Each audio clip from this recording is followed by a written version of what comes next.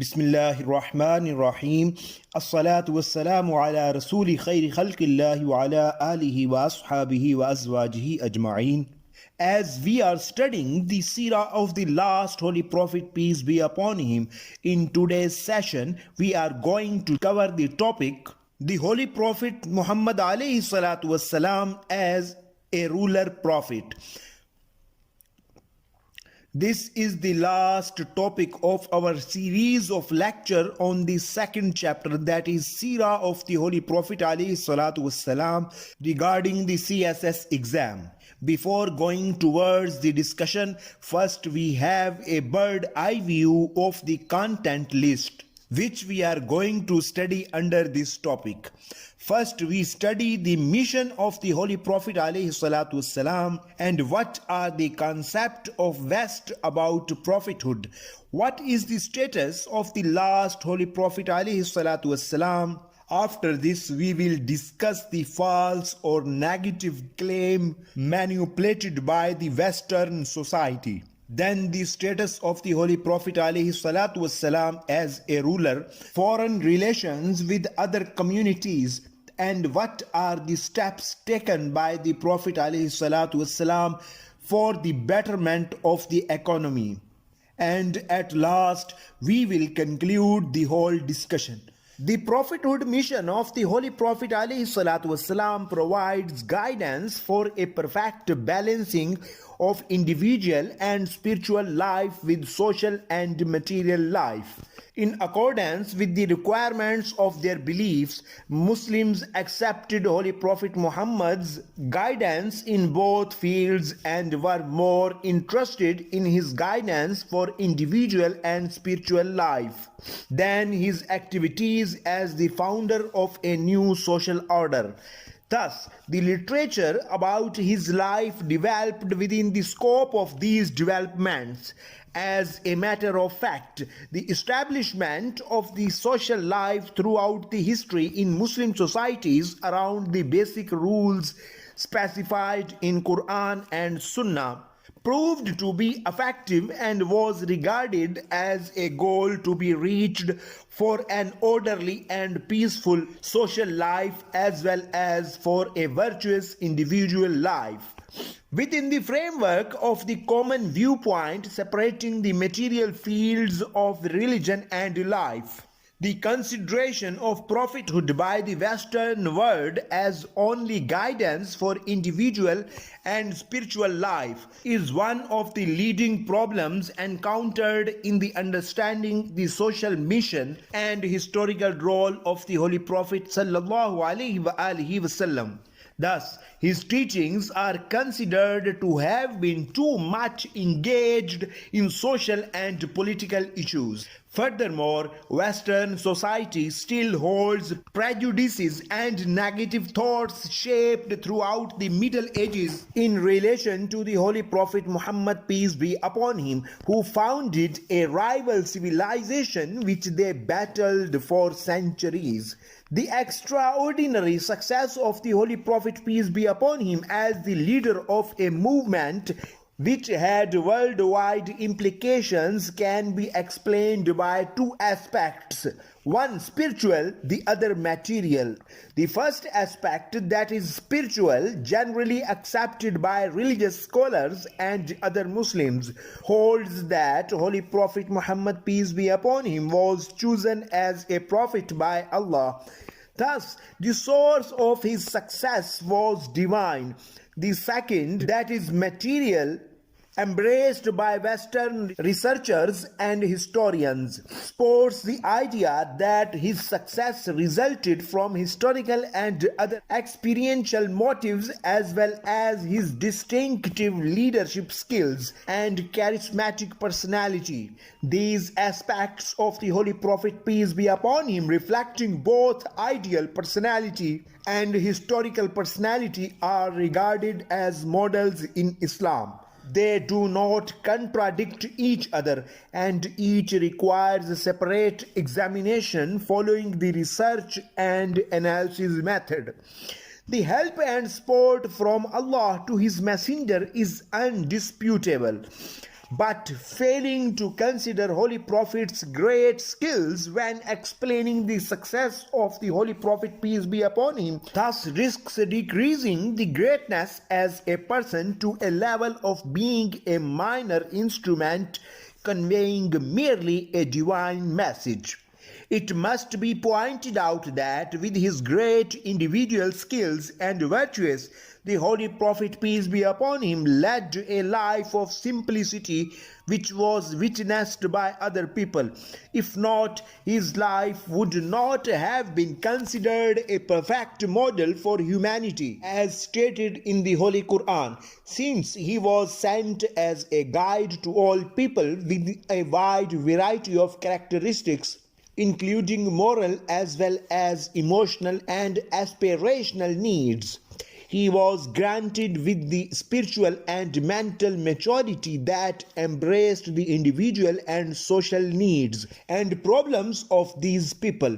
His policies contained such breadth and depth that they applied to all individuals and societies, and with great sensitivity to the enormous range of human nature. In the history of man, Holy Prophet Muhammad, peace be upon him, was the first prophet and leader to have succeeded in personally putting into practice his policies in the political, legal, economics, and social fields.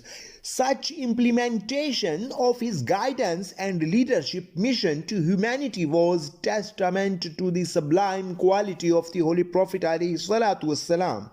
The mission of the Holy Prophet, peace be upon him, did not just consist of revelation granted to him by Allah, inviting people to his religion, explaining the principles of the religion, personally practicing them. As Allah subhanahu wa ta'ala says in Surah Baqarah, ayat number 151, كما أرسلنا فيكم رسولا منكم يتلو عليكم آياتنا ويزكيكم ويعلمكم الكتاب والحكمة ويعلمكم ما لم تكونوا تعلمون.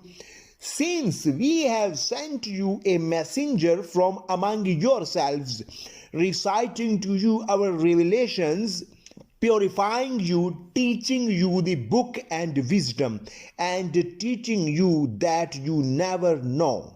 The Almighty also says in Surah Al Imran, ayat number 164, لَقَدْ مَنَّ اللَّهُ عَلَى الْمُؤْمِنِينَ إِذْ بَعَثَ فِيهِمْ رَسُولًا مِّنْ أَنفُسِهِمْ يتلو عليهم آياته ويزكيهم ويعلمهم الكتاب والحكمة وإن كانوا من قبل لفي ضلال مبين. Indeed, Allah has done the believers a favor by raising a messenger from among them, reciting to them his revelations, purifying them, and teaching them the book and wisdom. For indeed they had previously been clearly astray. Allah Almighty also says in Surah Al-Jumu'ah, verse number 2,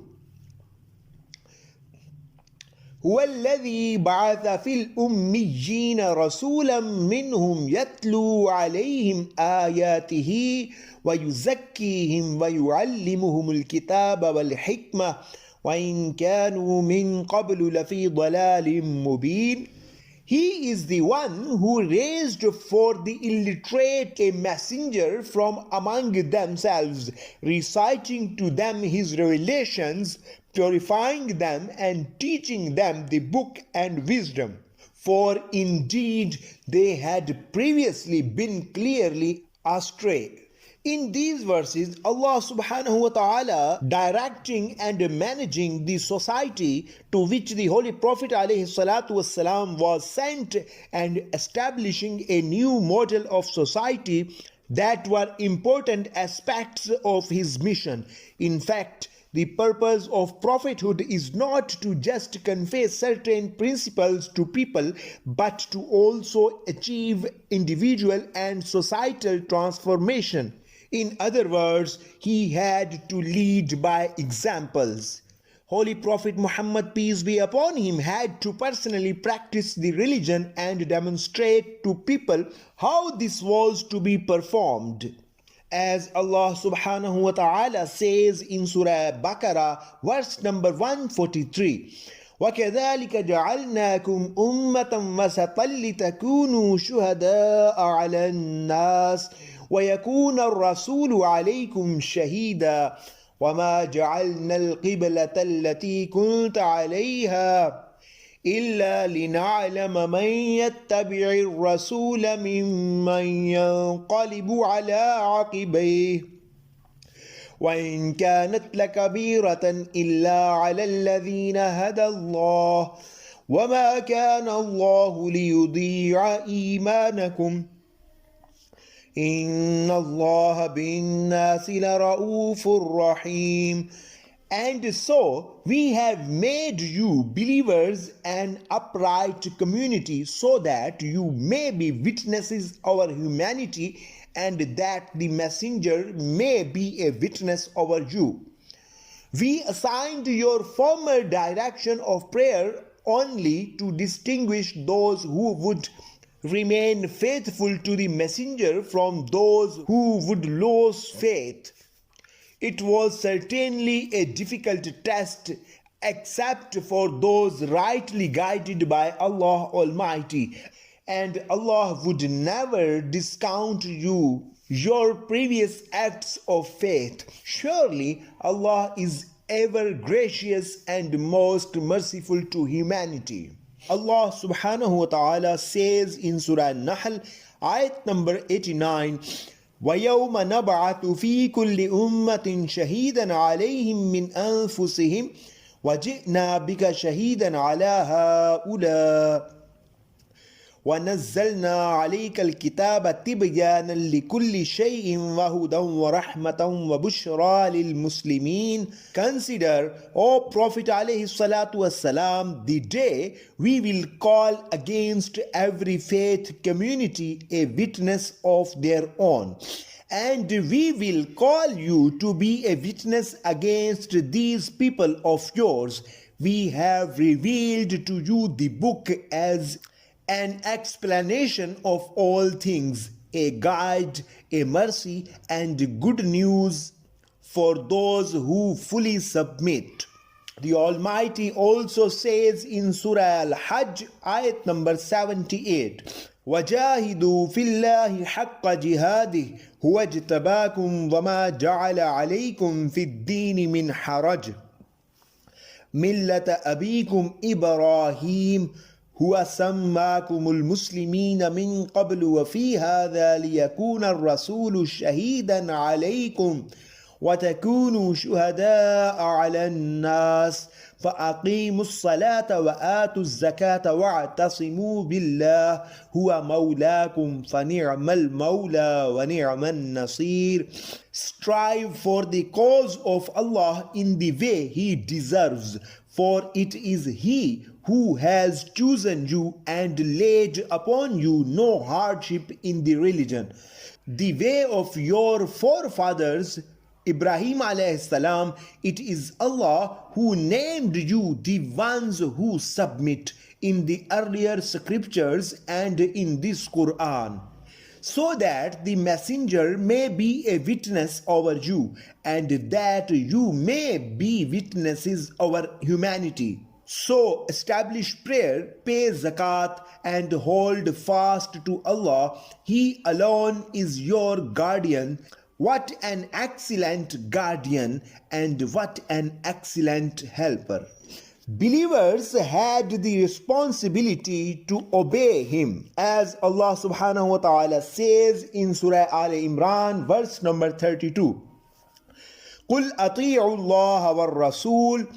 Say, O Prophet, peace be upon him, obey Allah and His Messenger.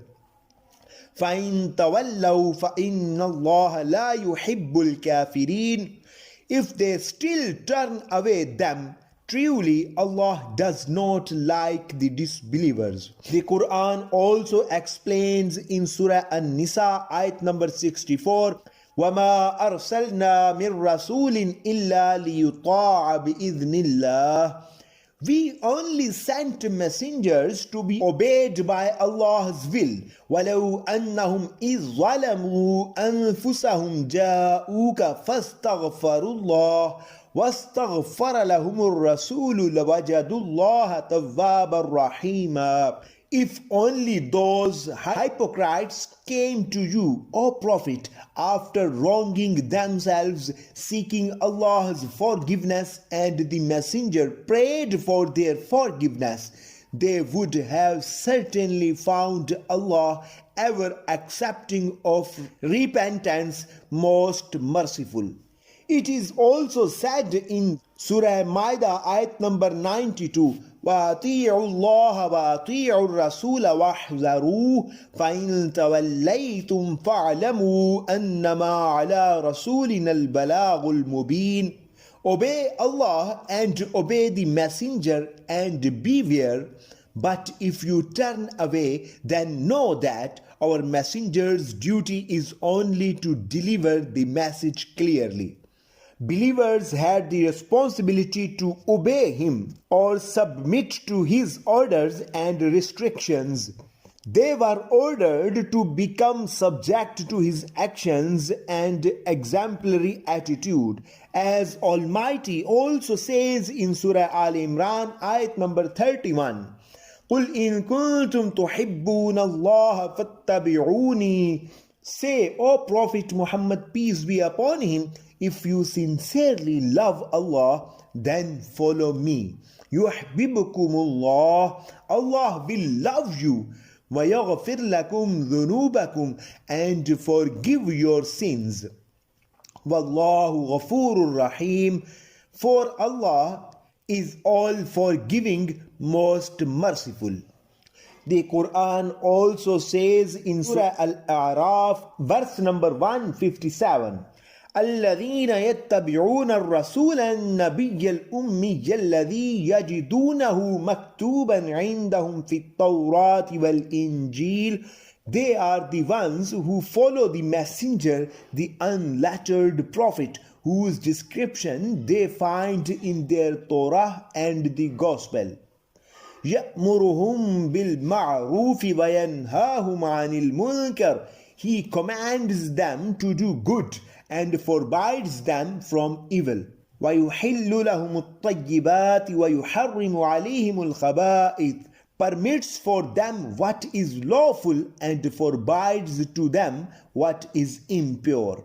وَيَضَعُ عَنْهُمْ إِصْرَهُمْ وَالْأَغْلَالَ الَّتِي كَانَتْ عَلَيْهِمْ فَالَّذِينَ آمَنُوا بِهِ وَعَزَّرُوهُ وَنَصَرُوهُ وَاتَّبَعُوا النُّورَ الَّذِي أُنزِلَ مَعَهُ أُولَئِكَ هُمُ الْمُفْلِحُونَ. And relieves them from their burdens and the shackles that bound them.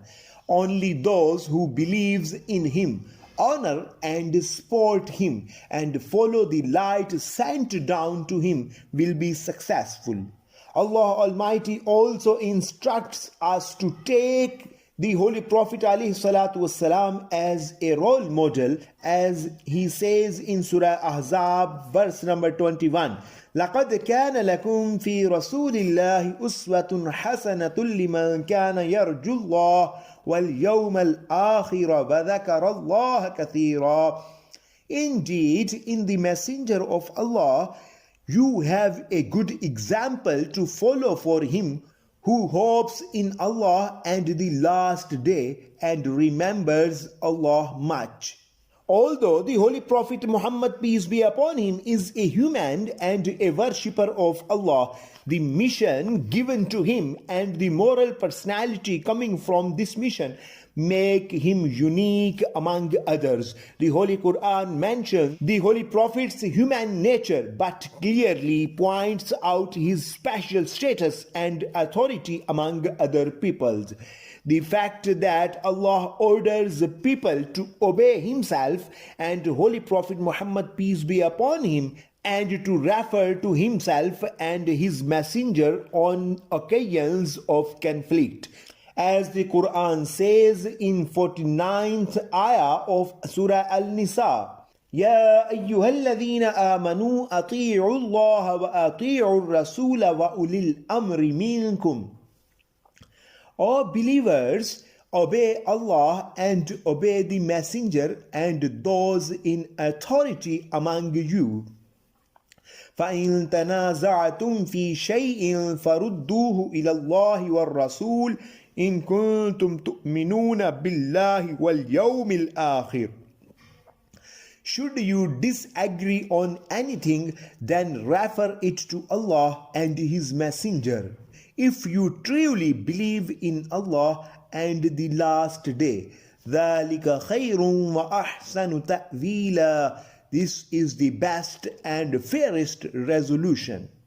This shows that the acceptance of the Holy Prophet's authority in political and legal fields is a condition for both faith and obedience and related to each other.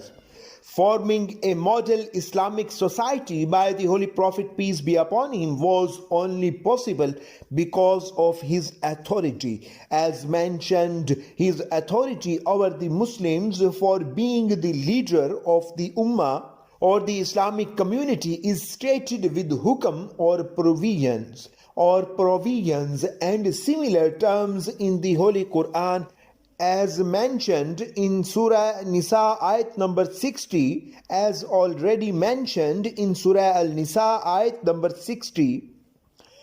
فَلَا وَرَبِّكَ لَا يُؤْمِنُونَ حَتَّى يُحَكِّمُوكَ فِيمَا شَجَرَ بَيْنَهُمْ ثُمَّ لَا يَجِدُوا فِي أَنفُسِهِمْ حَرَجًا مِمَّا قَضَيْتَ وَيُسَلِّمُوا تَسْلِيمًا. But no, by your Lord, they will never be true believers until they accept you, O Prophet, peace be upon him, as the judge in their disputes, and find no resistance within themselves against your decisions, and submit wholeheartedly. This verse indicates the requirements of obedience to the Holy Prophet ﷺ, along with acceptance of his decisions without argument, and thus consider him as a judge, while obedience to Allah is a foundation for the obedience to the Holy Prophet Muhammad, peace be upon him. The obedience to the Holy Prophet Muhammad ﷺ is the sole tangible evidence of the obedience to Allah. As in Surah Al-Nisa ayat number 80, مَنْ يُطِعِ الرَّسُولَ فَقَدْ أَطَاعَ اللَّهِ. Whoever obeys the messenger has truly obeyed Allah. وَمَنْ تَوَلَّى فَمَا أَرْسَلْنَاكَ عَلَيْهِمْ حَفِيظًا. But whoever turns away, then know that we have not sent to you, O Prophet ﷺ, as a keeper over them. Obedience to the Holy Prophet Muhammad ﷺ is not only binding the religious field but also the social life, because his prophethood mission is not limited with intellectual and spiritual advice. It also includes social, political, and military activities in terms of the aim of founding an Islamic society.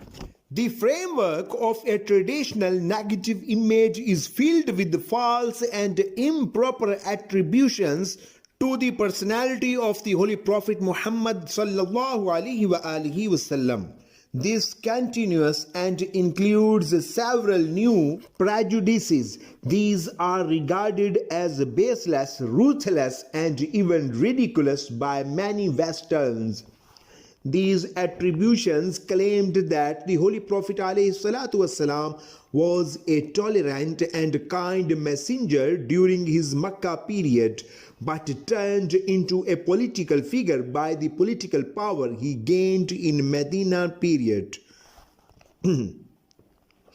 Furthermore, he inclined to violence, and his real purpose was political. These claims are a consequence of misperceiving the mission of the Holy Prophet Muhammad ﷺ, that is in fact also inclusive of establishing a new social order, in contrast to the mission of Jesus Christ or Hazrat Isa alayhi salam. They also originate from the lack of an objective evaluation of the historical and political circumstances concerning the era. As one of the Western researchers who find them baseless, Rudy Parrott states that historians should not evaluate the Holy Prophet Muhammad, peace be upon him, from a Christian point of view, and the model introduced by the Hazrat Isa alayhi salam, who said his sovereignty does not belong to this world. According to Parrott, Holy Prophet Muhammad alayhi salatu wasalam never acted with force in the formation process of the Arab Islam Ummah in Medina period. Instead, he considered with great modesty that his most important military and political successes were accomplished thanks to Allah. There never occurred a change in his basic behavior, and his mission concept remained the same. Authors like Bosworth Smith and Edith Holland state that conditions and necessities in Medina period required the Holy Prophet ﷺ to use force. In a book written in 1914, during which his country was battling with the Germans, English Edith Holland depicts the Holy Prophet Muhammad, peace be upon him, and his companions as a role model, and tells that they desired the patriotism of the first Muslims who were ready to give their lives and possessions from the sake of their faith. Edward Gibbon, pointing out that every human being has a right to protect himself and his belongings and to counter an enemy attack, says that the Holy Prophet Muhammad, peace be upon him, was subject to unfair exile and robbery from his own countrymen while performing a peaceful and beneficial mission. His choice of an independent society raised Meccan immigrants to a ruler status, and they had complete authority to form alliances and make defensive wars. Many authors from the Western world state that indeed the spiritual side of the Holy Prophet ﷺ, that is his prophethood, always dominated his worldly activities.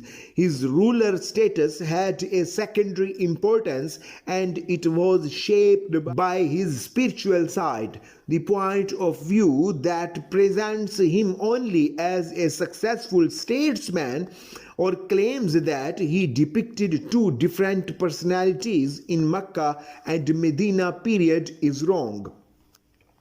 Furthermore, this approach is contradictory to historical truth and misrepresents not only Holy Prophet ﷺ but also Islam.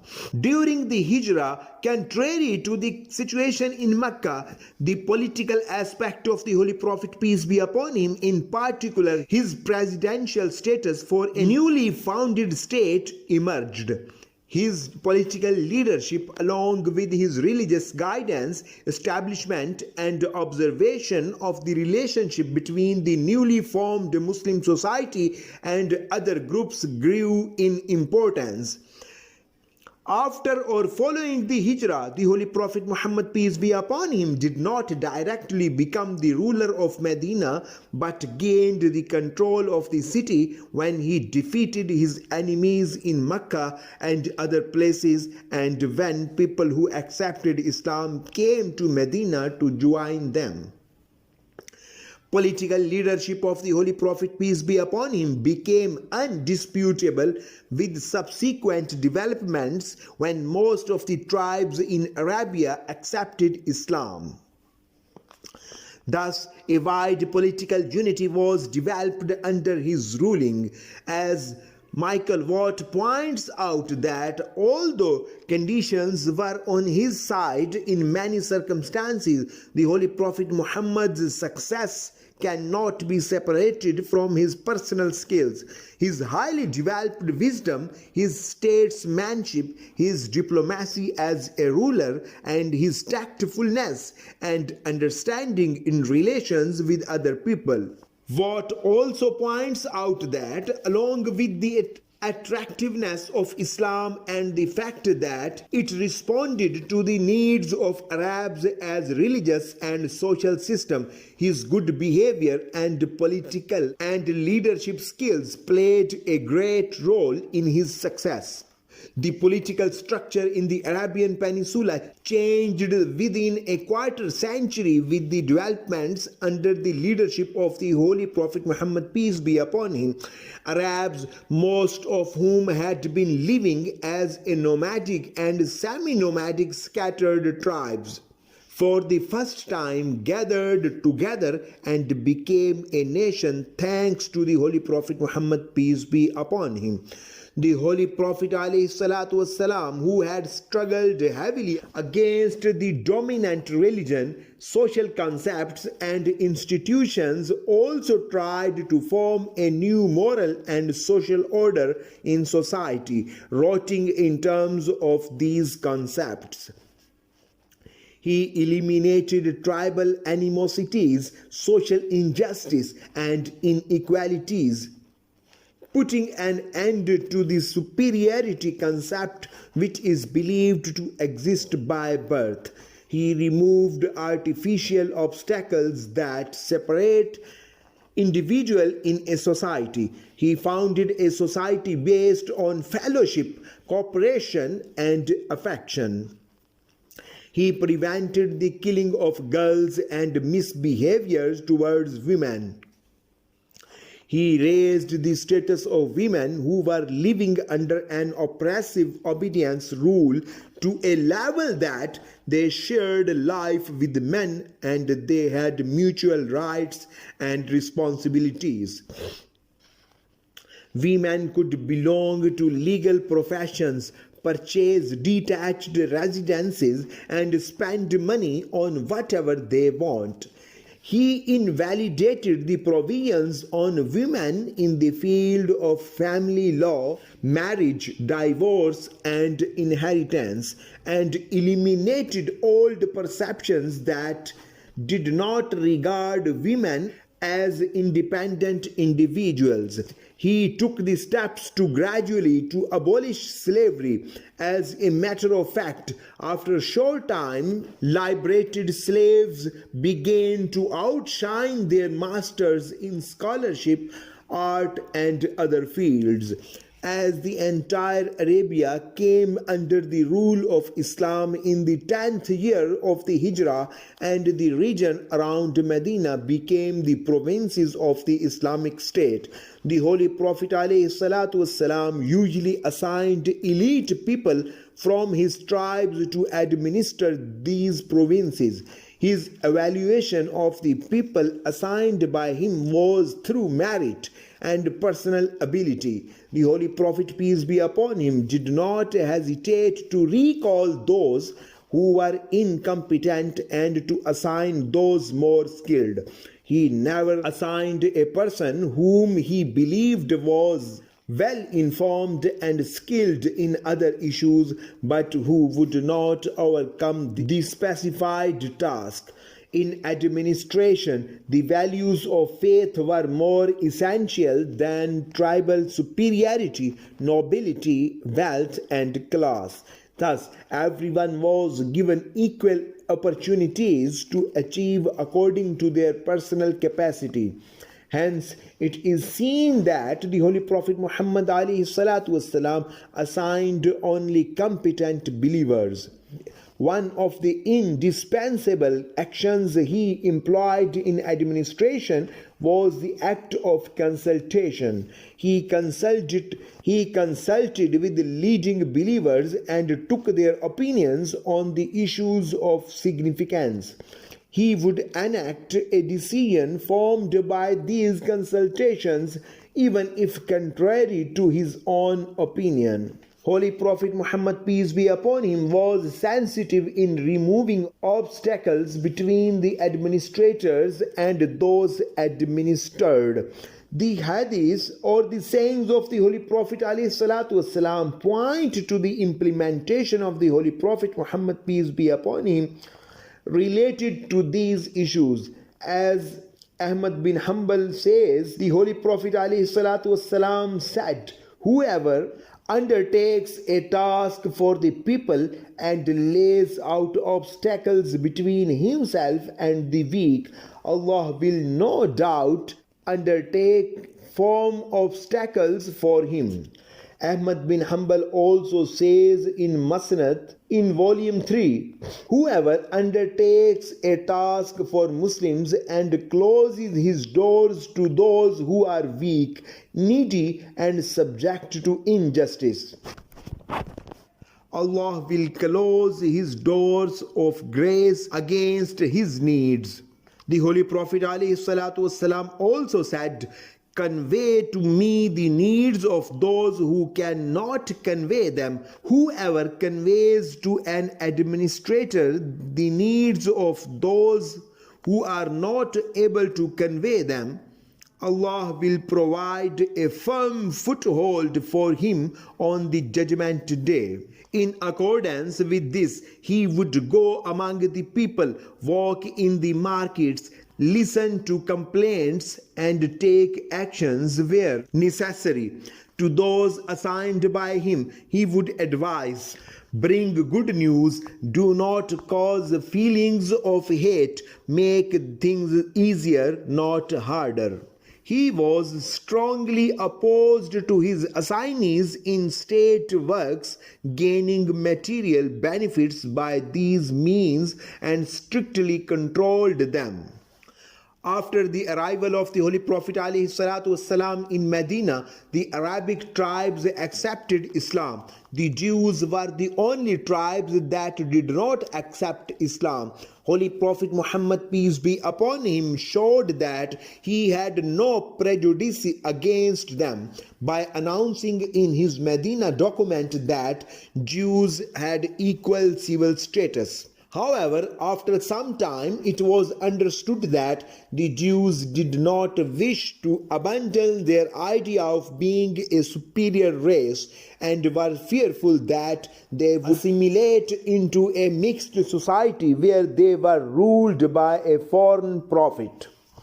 Even though the Holy Prophet ﷺ did not aim to convert them to Islam and only searched for a common agreement ground and an opportunity for a peaceful cooperation, Jews did not provide a solid image of agreement. They became an opposition group in accordance with the conjuncture of the battle against the Quraysh.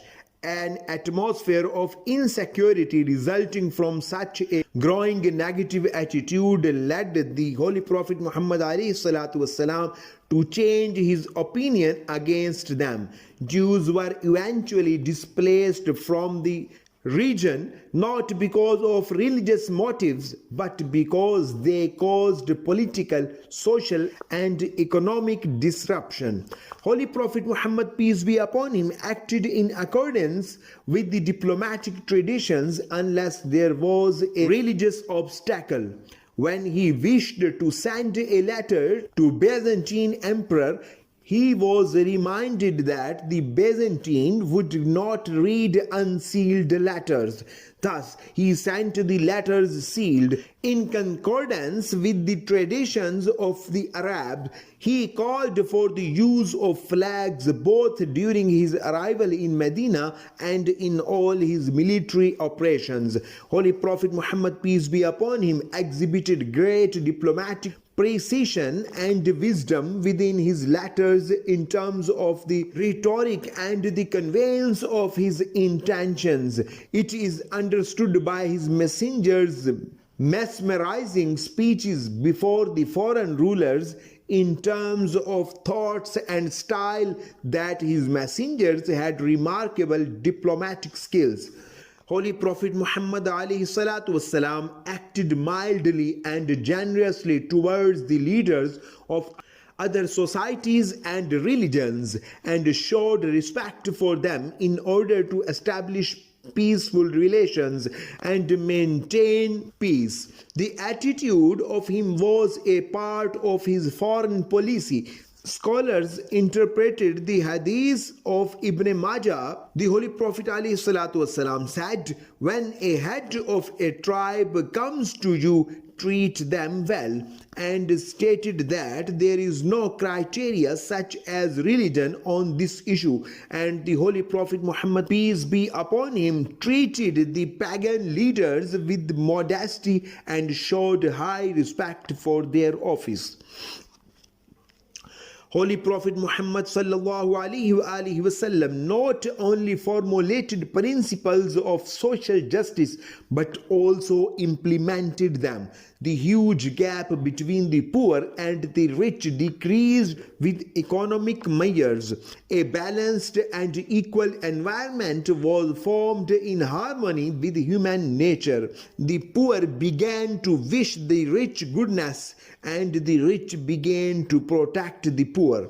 The Holy Prophet ﷺ first determined a marketplace in Medina for Muslims apart from the marketplace where infidels and Jews buy and sell.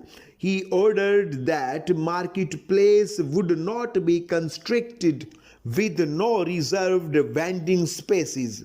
Furthermore, no taxes would be imposed. In this way, Muslims could easily practice Islamic rules in mutual relations and do business in a separate place without the financial authority of mushriks and particularly Jews.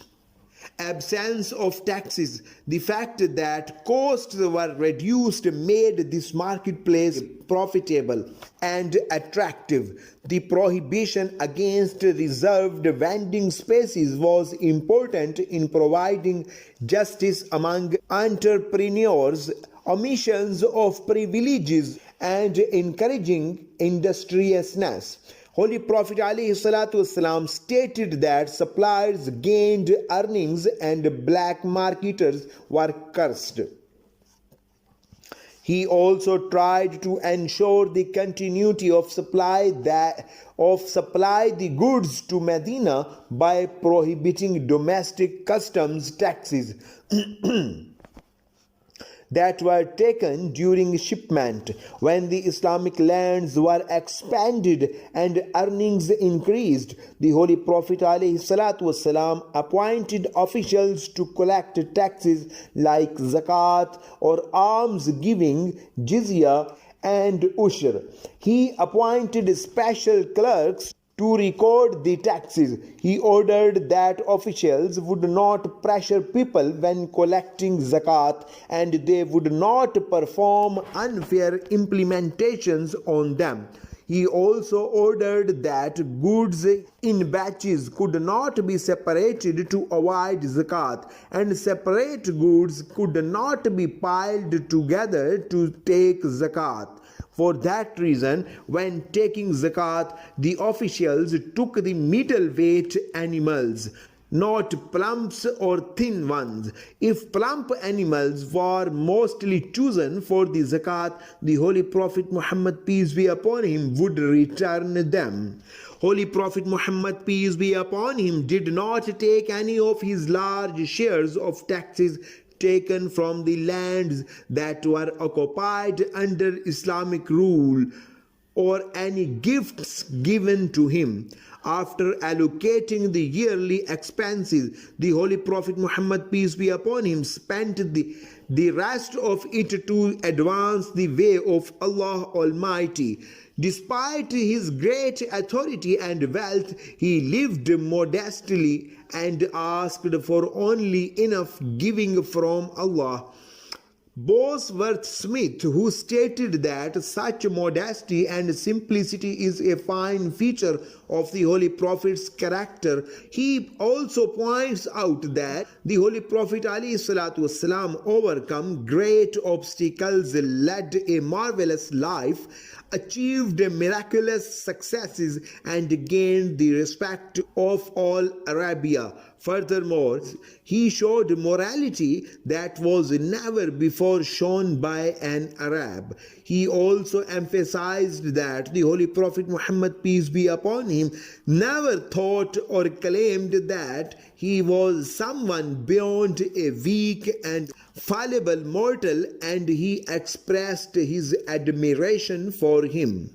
Holy Prophet Muhammad, peace be upon him, showed personal perfection with his actions as an individual in both the worldly and religious fields. He also demonstrated social excellence with his transformation of social life. His life represented balance and harmony everywhere.